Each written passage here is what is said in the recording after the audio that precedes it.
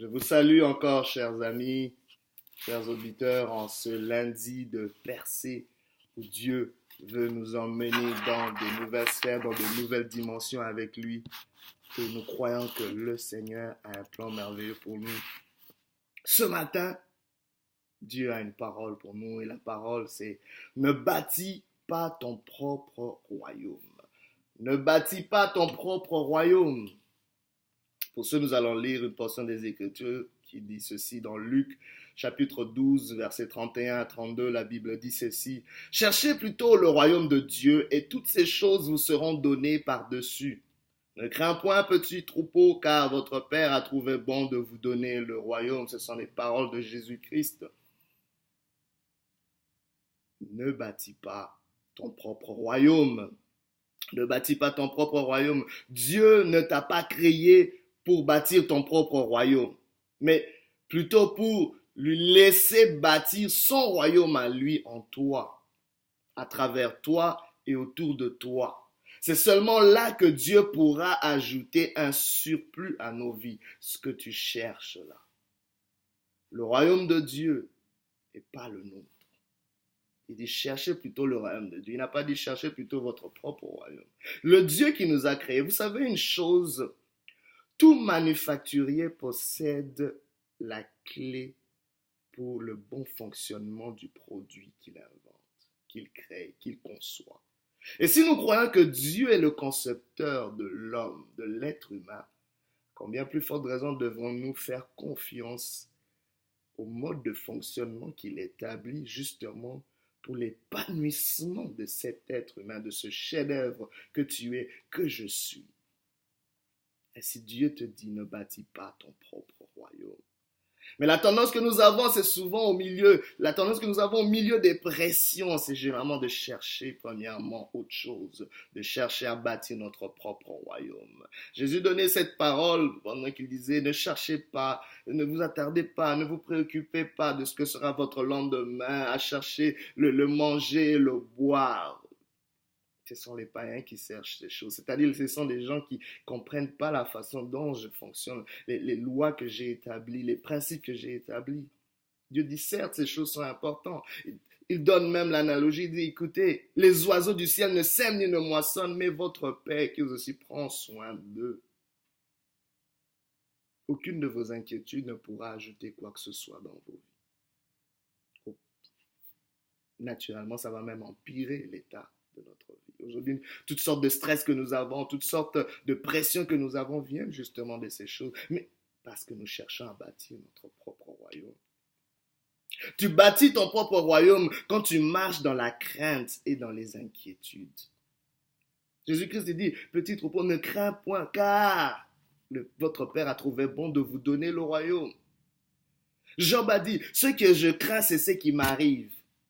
Continuez à avoir peur et vous allez attirer tout ce dont vous avez peur. Mais quelqu'un qui a donné un conseil, avant d'avoir peur, avant de t'inquiéter, attends. Attends. Parce que ces choses pour lesquelles tu es en train de t'inquiéter ne sont pas vraiment ce qui vont arriver. Tu vas t'en sortir. Parce qu'au contraire, cette inquiétude va amener justement l'attitude d'échec, va généralement amener justement la noirceur en toi qui va t'engloutir davantage. Tu bâtis ton royaume quand tu veux que tout le monde te soit redevable. C'est aberrant. Tu veux que tout le monde te soit redevable. Tu es peut-être un père de famille et tu veux que tes enfants puissent te rendre l'appareil, c'est-à-dire te payer parce que tu les as amenés, tu as supporté leurs études. Non, c'était ton devoir. On ne doit pas te rendre l'appareil. Et tu ne dois pas être le nombril du monde. Tu n'es pas le centre du monde. Nous bâtissons notre propre royaume quand nous pensons que nous sommes le nombril du monde, que tout doit graviter autour de nous. C'est un mensonge. Jésus est le centre du monde. Jésus est le centre de l'univers. Dieu est le centre de toutes choses. Tant aussi longtemps qu'on se considérera comme étant au centre, bien aimé, les choses ne tourneront pas en rond. Les choses ne marcheront point. Le centre de gravité, le centre de l'univers doit être reconnu comme étant Dieu. C'est son royaume d'abord, c'est son royaume. Parce que ce qui est au centre va déterminer la condition de ce qui est dans la périphérie. C'est très important, c'est un principe même physique. Parce que dès que le centre est en dispersion est décalé, tout dégringole. Ne bâtis pas ton royaume, c'est le conseil qu'on te donne, que le Seigneur te donne, parce que jusque-là, peut-être les choses ont boité dans ta vie parce que tu as voulu bâtir ton propre royaume. Tu bâtis ton propre royaume quand tu veux, tu ne supportes pas que les autres puissent briller aussi. Quand tu ne supportes pas que les autres puissent briller plus que toi. Tu bâtis ton propre royaume quand tu cherches plus ton intérêt plutôt que celui des autres ou du plus grand nombre. Tu bâtis ton royaume quand, après toi, quand ta perte veut toujours engendrer la perte des autres. Pourquoi si tu faillis, tu veux que les autres aussi puissent faillir? C'est aberrant. Ne penses-tu pas que quand tu es tombé, s'il y a des gens qui sont debout, cela est une espérance pour toi de te relever? Pourquoi ton échec doit toujours te pousser à souhaiter l'échec des autres aussi? Tu es en train de bâtir ton propre royaume. Arrêtons cela. Nous sommes en train de bâtir notre propre royaume quand nous ne servons pas une cause beaucoup plus grande que nous. La vision que tu as doit être beaucoup plus grande que toi. Suffisamment grande pour incorporer l'implication des autres. Suffisamment grande pour que ça puisse requérir les ressources qui sont en dehors de toi. Sinon, ce n'est pas une vision. Vous avez beaucoup de leaders, parfois qui embarquent dans des visions, mais une fois qu'ils sont partis, la vision s'estompe parce que tout était centré sur eux-mêmes. Tu es en train de bâtir ton propre royaume. Non. Aujourd'hui, le monde a besoin que le royaume de Dieu soit étendu, soit établi dans nos vies, dans nos cœurs, mais autour de nous. Parce que le royaume de Dieu est le seul modèle que Dieu a établi pour l'épanouissement de l'humanité. En effet, en nous créant, la Bible dit, Dieu dit, faisons l'homme à notre image, à notre ressemblance, pour qu'il domine sur son environnement. En d'autres termes, bâtissons notre royaume en l'homme pour qu'il se manifeste dans son environnement. Bâtissons notre royaume. Dieu dit bâtissons notre royaume sur terre à travers l'homme. Dieu a voulu que l'homme le représente son royaume sur terre. Dieu nous a créés pour le représenter, le royaume, pour représenter son gouvernement céleste à travers notre domination sur le territoire de la terre, à travers nos dons, nos talents qu'il a déposés en nous. Le royaume de Dieu, c'est ce gouvernement divin, c'est une mentalité, un style de vie influencé par la personne de Dieu, du roi Jésus. C'est la sphère où Dieu influence par sa nature, sa culture, ses lois, ses capacités. Le royaume de Dieu, nous dit la parole, consiste en justice, en paix, en joie dans le Saint-Esprit. Le royaume de Dieu ne consiste pas des vains discours, mais plutôt en démonstration de puissance. J'aimerais m'arrêter sur ce mot-là, puissance ou pouvoir, autorité. Parce qu'en fait, en réalité, c'est ce que chacun de nous est en train de chercher. Le pouvoir sur nos circonstances, le pouvoir de dominer les situations qui nous irritent, qui nous accablent. Cette quête de pouvoir, Dieu veut nous la donner, Dieu veut nous la restaurer. C'est ce que nous avons perdu avec la chute de l'homme. Mais ce pouvoir, c'est pas pour bâtir notre propre royaume. C'est pour le royaume de Dieu. C'est pour faire avancer le royaume de Dieu. Il a dit, tout pouvoir m'a été donné dans les cieux et sur la terre. Et il veut nous déléguer ce pouvoir en son nom. Il veut qu'on puisse manifester ses caractéristiques, manifester sa culture, manifester ses attributs, manifester sa personne. Et cela commence de l'intérieur et se déverse vers l'extérieur. Ne bâtis pas ton propre royaume. Bâtir notre propre royaume n'est pas le modèle de Dieu pour nous. Ce n'est pas le modèle de Dieu pour nous. Ce n'est pas le modèle de Dieu pour toi et moi. Car l'homme n'a pas été créé pour être centré sur lui-même. Non, c'est aberrant. Aujourd'hui, éloigne-toi du centre et laisse Dieu être au centre. Reste dans la périphérie et mets-le au centre. Tu bénéficieras des rayons et des sillons qui vont émaner de lui.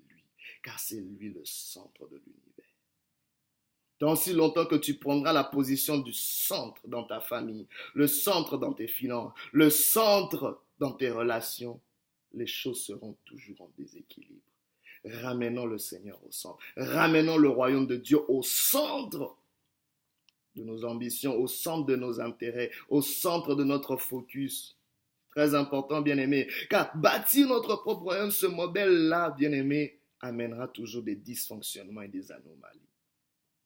Dans ce modèle, bien-aimé, tu n'auras jamais assez de ressources pour maintenir ton propre royaume. Parce que quand tu bâtis ton propre royaume, tu deviens une source. Mais une source doit engendrer toujours suffisamment de ressources pour pouvoir s'épanouir.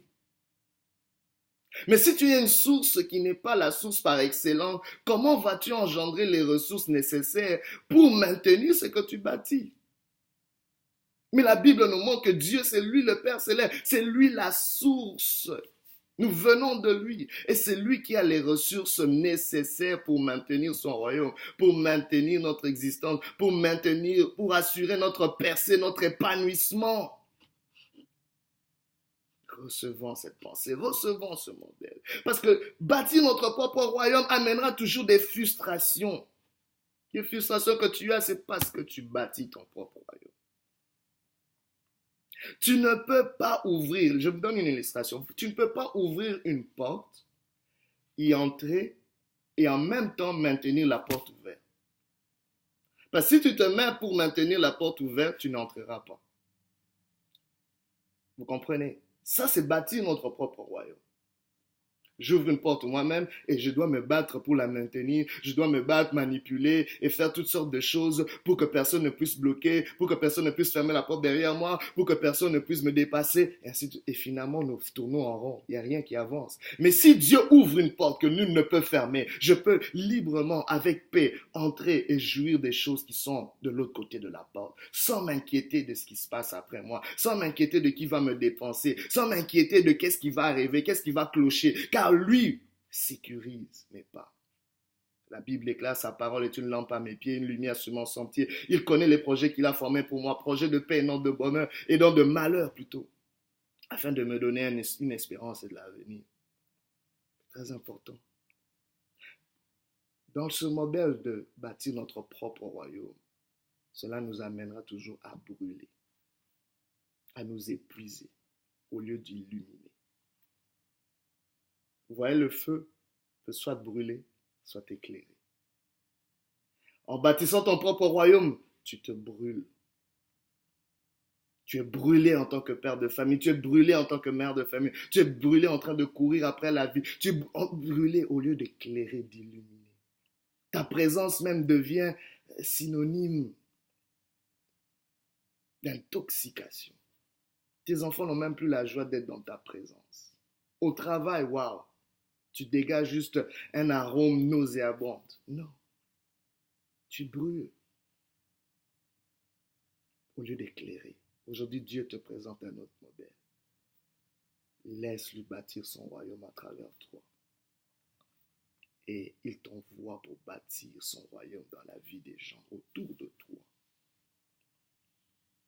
Tu peux laisser Dieu bâtir son royaume en toi et autour de toi. Premièrement, par la lumière. Car le royaume de Dieu est un royaume de lumière. La lumière, c'est la connaissance, la révélation. Connaissant et cherchant à connaître Dieu.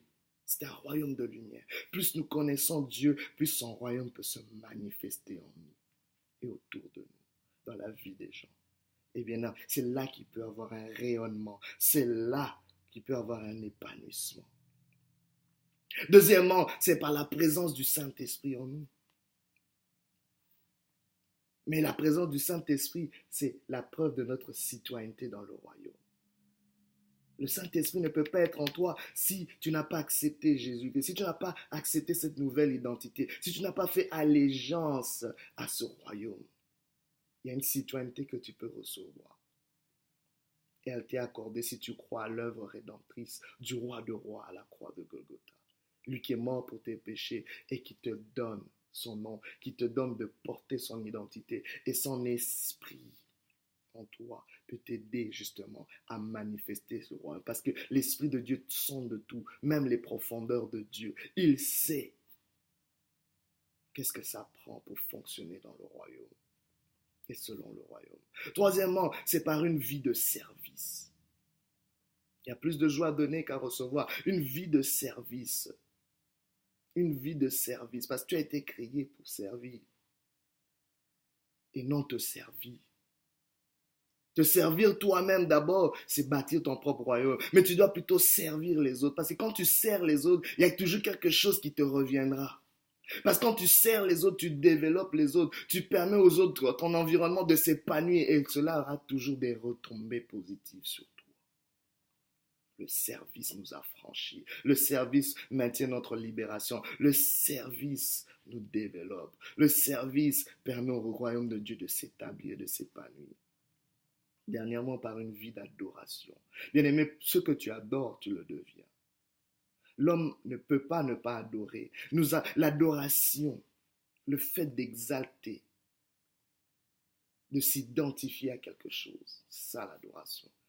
Mais qu'est-ce que tu adores aujourd'hui? Tu adores peut-être ton conjoint, ta conjointe, ton travail. Mais laisse-moi te dire que si ce n'est pas la bonne source, cela amènera des frustrations. Qu'en sera-t-il quand ces choses vont te faillir, ces personnes vont te faillir? Tu te retrouveras nulle part. Mais adore l'Éternel, adore le Seigneur et tu le reflèteras, tu le ressembleras davantage. Bien-aimé, pour conclure, le royaume de Dieu, c'est la clé de notre percée, de notre restauration, la clé qui donne un sens à notre vie. Recherchons ce royaume. Il y a plus grand que toi au-dedans de toi. Dieu a établi quelque chose qui veut se manifester, qui veut éclore au travers de toi. Et les aspirations, il y a des aspirations dedans de toi qui t'appellent vers le sommet. Mais juste pour toi, pas juste pour toi, mais pour le plus grand nombre autour de toi. Aujourd'hui, reçois cela, reçois ce message et laisse le royaume de Dieu s'établir.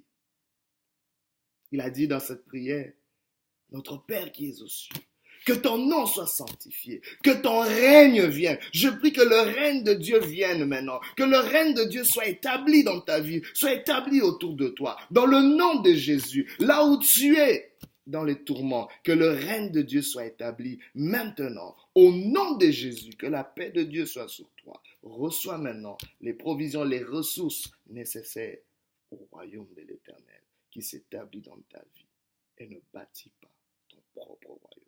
Que Dieu te bénisse et je vous donne un rendez-vous pour un autre lundi de percée. Recevez, ruminez cette parole